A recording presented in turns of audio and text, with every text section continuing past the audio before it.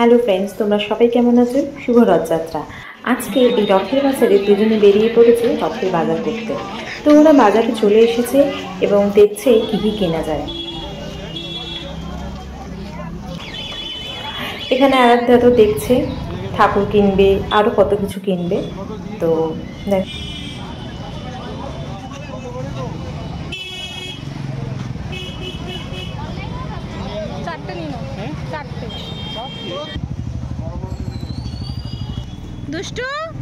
প্রচুর ভিড় বাজারে, তার মধ্যে ওদের কেনাকাটা চলছে। প্রচণ্ড রোদও ছিল আজকে, কিন্তু তার মধ্যে ওরা মজা করে বাজার করেছে। এখানে ওর বাবা আর মামা মিলে রথ সাজাচ্ছিল এবং ওরাও ওকে মানে মামাকে আর বাবাকে আর কি হেল্প করছিল। তো আসলে বাচ্চারা যদি নিজেদের হাতে এগুলোকে করে, আমাদের রিচুয়াল, আমাদের সংস্কৃতি সব কিছু ওরা জানতে পারবে, শিখতে পারবে।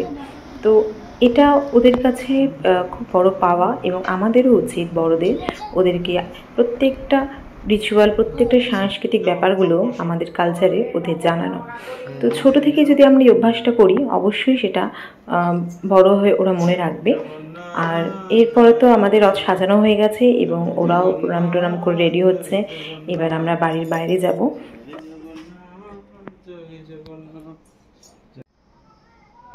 জয় জগন্নাথ, আমাদের রথ রেডি। তো বাড়ির বাইরে এসে গেছে, বাঁশি বাজাতে লেগে গেছে, এবার রথ টানা হবে। জয় জগন্নাথ বলো। ইস,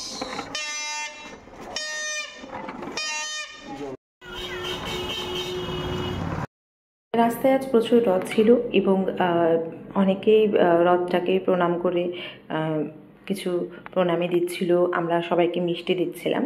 তো আমরা একটুখানি এগিয়ে যেতেই, আমাদের বাড়ির থেকে একটু দূরেতেই এখানে একটি রথের প্রোগ্রাম বসেছে, যেখানে রথের কম্পিটিশন হবে, কার কত রথ ভালো। বাট আমি কম্পিটিশনে নাম দিইনি, কিন্তু তবুও দেখতে যাচ্ছি।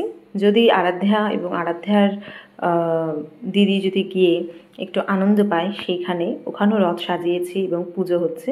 তো আমরা সেই দিকের উদ্দেশ্যেই যাচ্ছি এবং রাস্তা দিয়ে তো ওরা ভীষণ মজা করতে করতে রথ টানতে টানতে যাচ্ছে।